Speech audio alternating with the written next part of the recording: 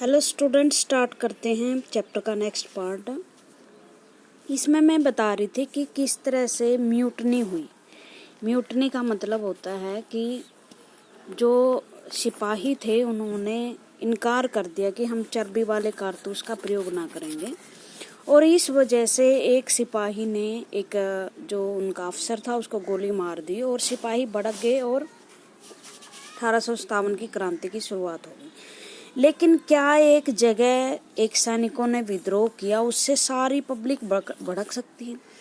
उसके लिए मैंने बताया कि आपको किस तरह से भारत के किसान, मजदूर, राजा, जमींदार सब परेशान थे, जुलाहे, और उनको लगा कि ये जो सिपाहियों ने म्यूटनी की है, विद्रोह किया, अगर हम इनका साथ देते हैं तो हमारी परेशानियां भी खत्म हो सकती है कि ब्रिटिश यहाँ से चले जाएं। तो सभी ने सिपाहियों का साथ दिया, जो भी कौम नाराज थी अंग्रेजों से। इस तरह से एक म्यूटनी मतलब सिपाहियों का विद्रोह एक पॉपुलर रिबेलियन बन गया, लोगों का विद्रोह बन गया, लोगों की क्रांति बन गई, लोगों ने विरोध किया। फिर दो struggle between ruler and ruled are not unusual, sometimes some struggle become quite widespread as a popular resistance so that the power of the state break down। कई बार रूलर और रूल के संबंध जो है अनयूजुअल हो जाते हैं, मतलब उनमें विरोध पैदा हो जाते हैं, और ये जो स्ट्रगल था वो बहुत ज़्यादा फैल जाता है क्योंकि जो स्टेट पावर है वो बिखर जाती है।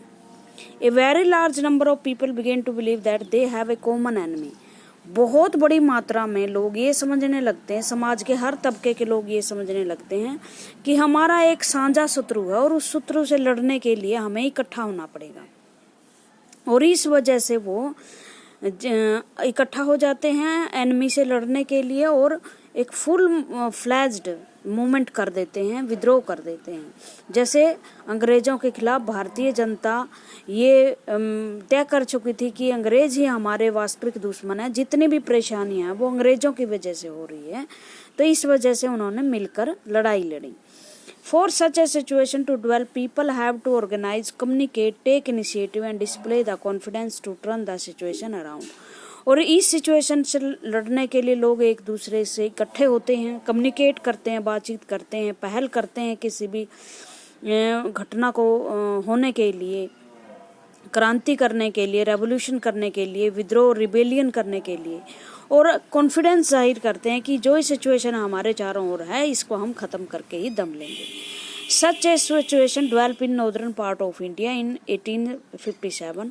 इसी तरह की सिचुएशन उत्तर भारत में थी। देखो, ये विद्रोह उत्तर भारत में फैला, सारे भारत में नहीं, सारे भारत का मूवमेंट नहीं था ये, मेनली उत्तर भारत के लोग इसमें शामिल थे, महाराष्ट्र तक के लोग शामिल थे, और पंजाब, हरियाणा, उत्तर प्रदेश, दिल्ली, महाराष्ट्र, मध्य प्रदेश, ये लोग इसमें शामिल थे। जो दक्षिण भारत और पूर्व भारत तो इसमें शामिल नहीं था। राजस्थान वेस्ट की तरफ अगर हम जाएं, राजस्थान की पब्लिक साथ थी, लेकिन बहुत सारे जो राजे रजवाड़े थे वो इसके साथ विद्रोह में शामिल नहीं थे। ठीक है।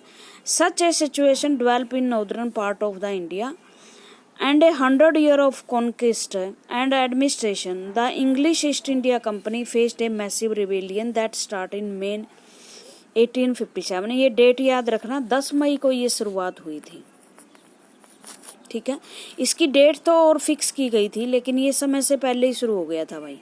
डेट कुछ और फिक्स की थी विद्रोहियों ने कि इस तरह से इस डेट को हम पूरे भारत में विद्रोह करेंगे, लेकिन जैसे ही मंगल पांडे ने गोली चलाई ये विद्रोह शुरू हो गया तैयारी से पहले ही, और ये इसके असफलता का कारण भी रहा।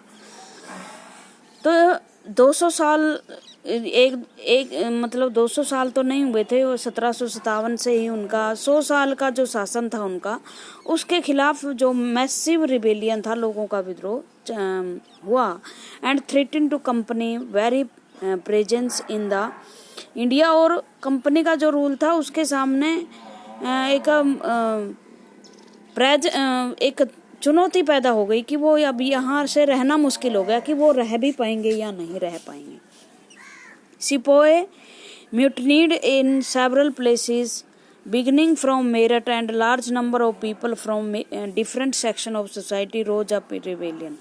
जो सिपाही थे उन्होंने विद्रोह कर दिया और बहुत सारी मात्रा में। ये विद्रोह कहाँ से फैला ये याद रखना, मेरठ से। इसकी स्पेलिंग मेरिट लिखी जाती है। ये उत्तर प्रदेश में है, यूपी में एक कंटोनमेंट है, सेना की छावनी है, वहाँ से विद्रोह फैला और बहुत सारे लोगों जो हर सेक्शन ऑफ द सोसाइटी, समाज के हर वर्ग में फैल गया। Some regard it as the biggest armed resistance to colonialism in the 19th century anywhere in the world. कुछ लोग तो ये कहते हैं कि 19वीं शताब्दी का उपनिवेशवाद के खिलाफ सबसे बड़ा विद्रोह था, जो संसार में इससे बड़ा विद्रोह कहीं भी नहीं हुआ, क्योंकि इससे पहले लोगों में जागृति ही नहीं आई थी। अब तक तो जो अंग्रेज हैं वो गुलाम बनाते जा रहे थे। जो भारत के लोग थे वो पहले विद्रोही थे साम्राज्यवाद के खिलाफ या अंग्रेजी रूल के खिलाफ।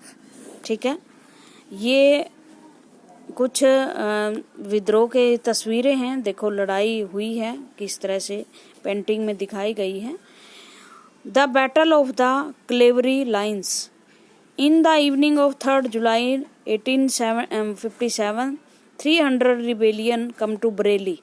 बरेली भी उत्तर प्रदेश में है। 3000 लोग बरेली में आए। क्रॉस था जमुना रिवर को क्रॉस किया और ब्रिटिश दिल्ली में ब्रिटिश इस पर अटैक कर दिया। ये ब्रिटिश सैनिक है, ये इंडियन सैनिक है और इस तरह से अटैक हो रहे हैं। अब क्या हुआ, दिल्ली में जो राजा था वो भारत का प्रतीक था और उसमें मुगल शासक, अंतिम मुगल शासक बैठे हुए थे।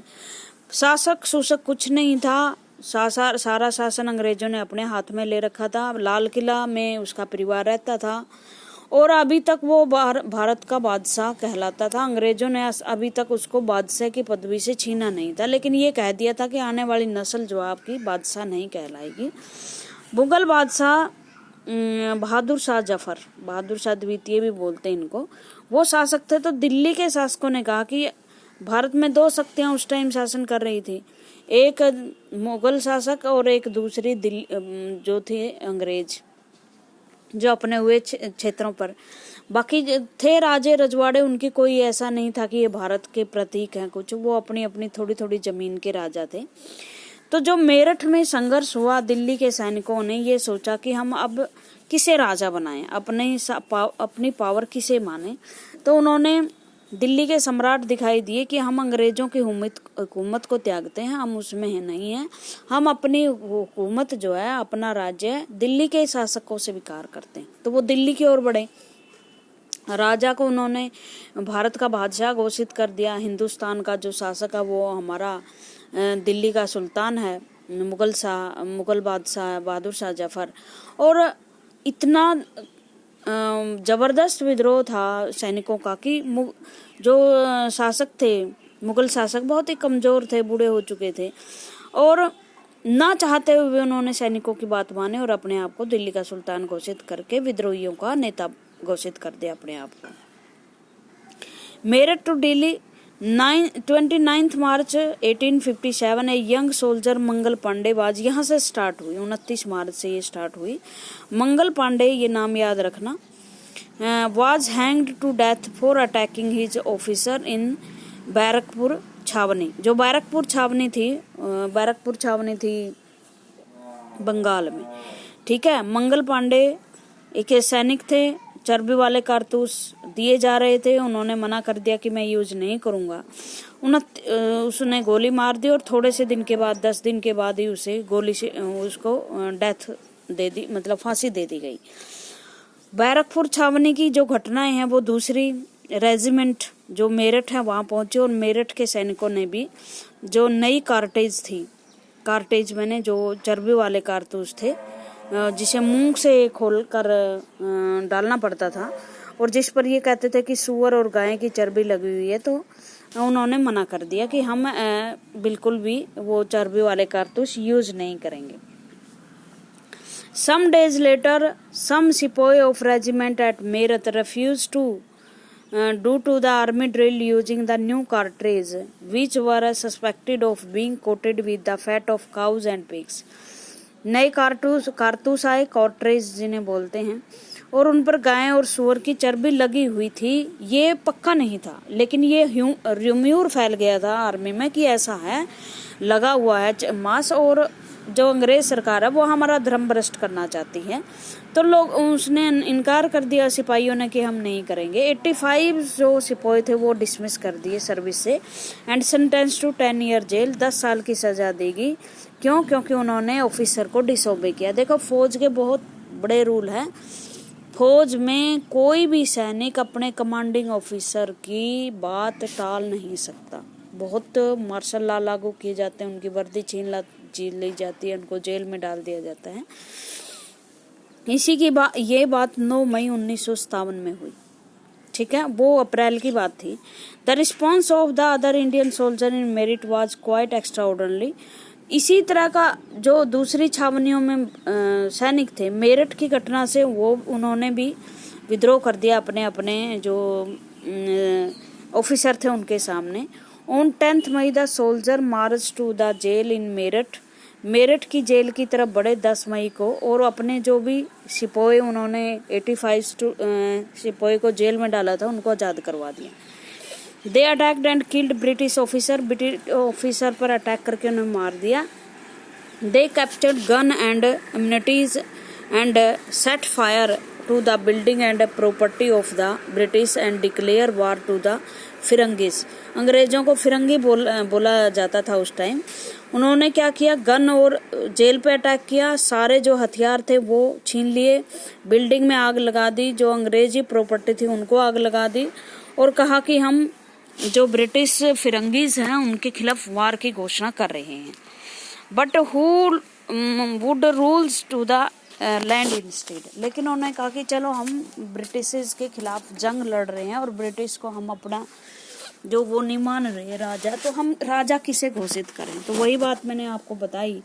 The soldier had an answer to the question. तो उनके सामने एक ही उत्तर था कि हम मुगल बादशाह जो बहादुर शाह जफर हैं उनको राजा बना दे। द सिपाही of Meerut rode all night of 10th May to reach Delhi in the early hour next morning. 150 kilometre दूर है मेरठ है दिल्ली से। तो उन्होंने क्या, सारा रात वो चलते रहे 10 मई को रात को, और सुबह वो दिल्ली पहुंचे। दिल्ली में न्यूज जा चुकी थी उस टाइम, सारी तरफ न्यूज फैल गई थी। News of their arrival spread the regiment sentence in Delhi also rose up the rebellion. तो दिल्ली में जो सैनिक थे वो उन्होंने भी विद्रोह कर दिया ब्रिटिश ऑफिसर के खिलाफ, और ब्रिटिश ऑफिसर को वो मारने लगे, हथियार छीने गए, बिल्डिंग को आग लगा दी। शायद सारा भारत उस टाइम इकट्ठा हो जाता तो हमें 90 साल का और इंतजार नहीं करना पड़ता, अंग्रेज चले ही जाते। लेकिन कुछ हमारे लोगों ने अंग्रेजों की मदद की, तो इस वजह से अंग्रेज यहाँ जीतने में कामयाब हो गए। Triumphant soldiers gathered around the wall of the Red Fort. जो विजय सैनिक थे, मतलब अपने आप को विजय घोषित कर दिया था उन्होंने, रेड फोर्ट के किले की दीवारों के चारों ओर फैल गए।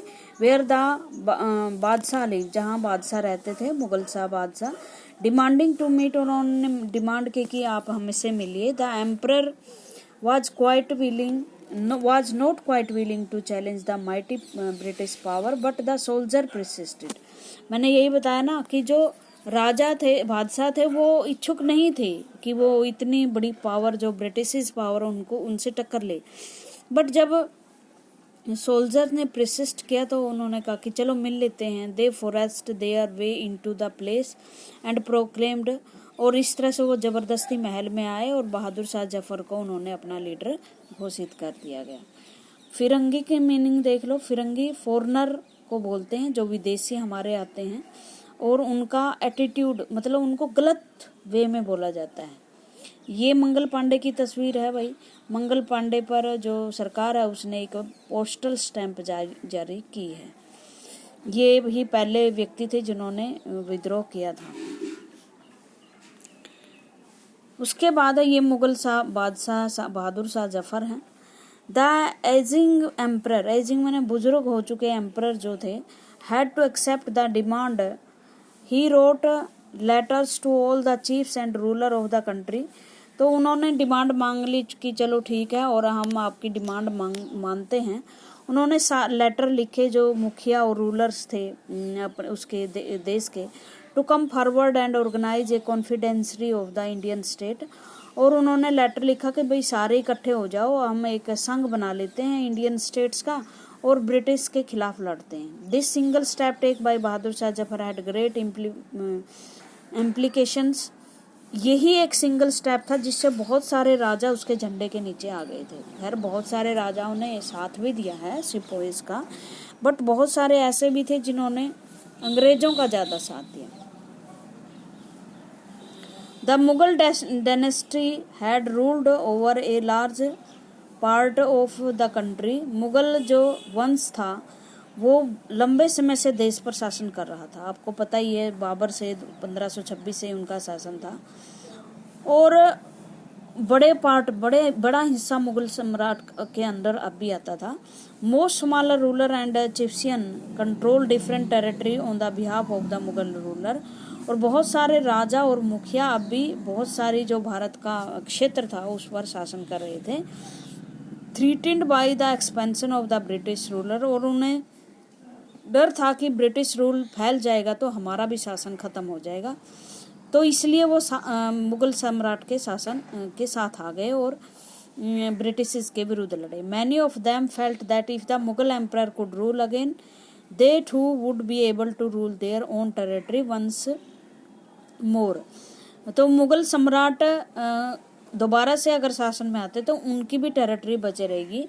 अगर एक मैं बात क्लियर कर देती हूँ, इसमें कोई देशभक्ति जैसी चीजें इस आंदोलन में दिखाई नहीं दे रही थी। हर व्यक्ति अपने लिए लड़ रहा था। मतलब ये नहीं है कि वो भारत के लिए लड़ रहे थे, अपनी टेरिटरी के लिए, अपने राज्य के लिए, अपनी पेंशन के लिए, अपने धर्म के लिए, अपने कोई मतलब सांझी चीज के लिए नहीं लड़ रहे थे। जैसे हमारे बाद के आंदोलन हुए कि 20वीं शताब्दी में जो गांधी जी के लिए में आंदोलन चले लीडरशिप में, भारत छोड़ो आंदोलन, 1942 का क्विट इंडिया मूवमेंट, वो सारे ये थे कि आप भारत से चले जाएं। ये नहीं कि वो अपने दोगों के लिए लड़ रहे थे अपनी उसके लिए। लेकिन 1857 की क्रांति में कोई टैक्स के लिए लड़ रहा था, कोई जुलाहे थे वो अपने व्यापार के लिए लड़ रहे थे, कोई राजा थे सम्राट थे वो अपनी जमीन के लिए लड़ रहे थे।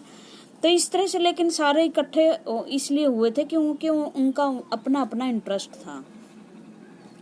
The British had not expected to this happen. British को ये लग नहीं रहा था कि वो ऐसा कुछ हो जाएगा, मतलब इतना बड़ा विद्रोह की उन्हें उम्मीद नहीं थी। They thought the disturbance caused by the issue of the cartridge would die down. उनको लग रहा था कि ये इस तरह का डिस्टर्बेंस है ये खत्म हो जाएगा। बट बहादुर शाह जफर ने जैसे ही डिसीजन लिया कि रिबेलियन का साथ दे दिया तो सारी सिचुएशन चेंज हो गई। और often when people see in the alternative possibility they feel inspired and enthused. और जैसे ही लोगों को लगा कि ब्रिटिश चले जाएंगे और राजा दोबारा से हमारा शासक बन जाएगा तो वो बड़े इंस्पायर हुए, प्रेरित हुए और उन्होंने बढ़ चढ़कर भाग लिया बहुत बहादुरी से और इस विश्वास से लड़े कि शायद अंग्रेज यहाँ से इस विद्रोह के बाद चले जाएंगे।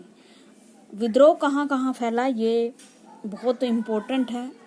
कहाँ कहाँ के लीडर ने कहाँ कहाँ लीडरशिप की, जैसे झांसी की रानी लक्ष्मीबाई थी, दिल्ली के शासक बहादुर शाह जफर थे, कानपुर में नाना साहब थे, तात्या टोपे थे। तो ये हम जानेंगे कि कहाँ कहाँ कौन कौन से लीडर ने लीडरशिप की। ये झांसी की रानी है, ये सबसे बहादुर औरत मानी जाती थी कि जो लड़ने वालों में।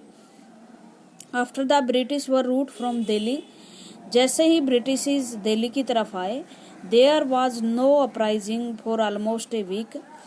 तो एक हफ्ते तक after the British were rout from Delhi there were no uprising for almost a week. It took that much time for news to travel then a spurt of mutinies begins. तो एक हफ्ते लगा ये सारी चीजें स्प्रेड होने में। Regiment after regiment maintained and जो रेजिमेंट थी वैसे तो वो अंग्रेजों के अंडर काम कर रही थी, जो सैनिकों की छावनी थी, बट ये खबर फैलती गई और लोग जो है, जो सैनिक हैं वो दूसरी रेजिमेंट के वो ज्वाइन होते रहे, ठीक है। Other troops of nodal point like Delhi में ये फैला, Kanpur and after the British were routed from Delhi, regiment and after regiment mutinied and took off to join other troops at nodal point like Delhi, Kanpur and Lucknow. Delhi, Kanpur, Lucknow के जो regiment थी उन्होंने भी इस विद्रोह को में शामिल हो गए वो। After them the people of the towns and village also rose up in rebellion and rallied around local leaders. जो आम लोग, पीपल, शहरी और ग्रामीण लोग थे वो भी विद्रोह में शामिल हो गए और वो जो लोकल लीडर थे उनके नेतृत्व में वो भी काम करने लगे। देखिए उस टाइम कम्युनिकेशन के साधन बहुत कम थे, न्यूज़ फैलते बहुत टाइम लगता था, जो भी सुनते थे वो लोगों के माध्यम से ही सुनते थे। न्यूज़पेपर जो है वो कुछ मुट्ठी भर छपते थे जिन्हें बहुत ही हाई लेवल के लोग पढ़ते होंगे। ना रेडियो था, ना टीवी था, ना इंटरनेट था, ना मोबाइल था।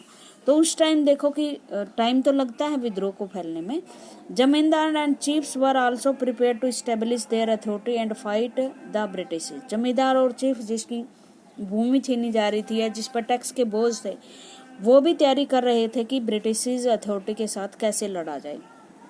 नाना Sahib the adopted son of the late Peshwa Bajirao, ये नाना साहिब थे और उनको धमकी मिली थी कि हम आपको आगे पेंशन नहीं देंगे। वो पेशवा बाजीराव के दत्तक पुत्र थे और कानपुर के नज़दीक रहते थे।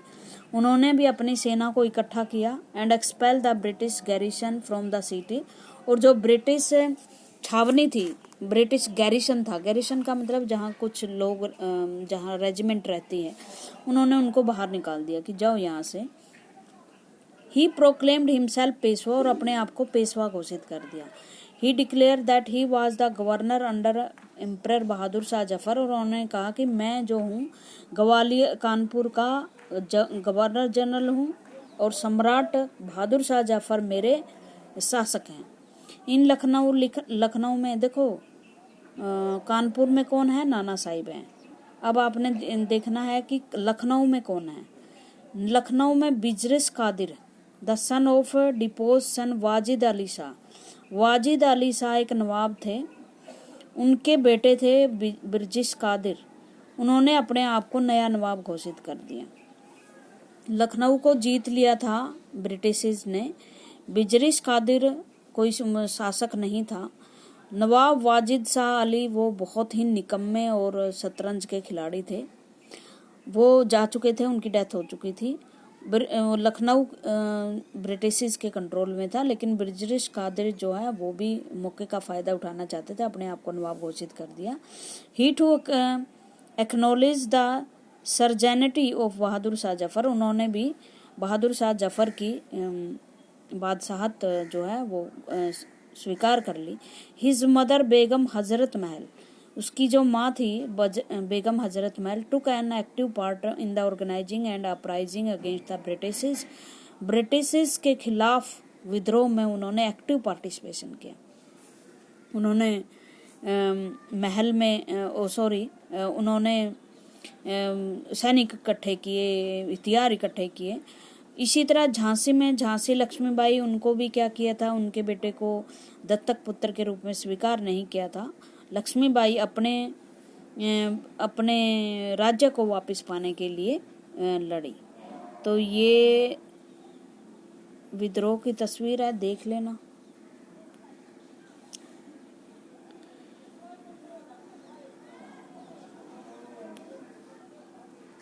Fort the British along the तांता टोपे, और रानी लक्ष्मीबाई तांता टोपे के साथ लड़ी, से मिलकर लड़ी। और जो तांता टोपे थे द जर्नल ऑफ नाना साहब, वो नाना साहब के जनरल थे, ठीक है।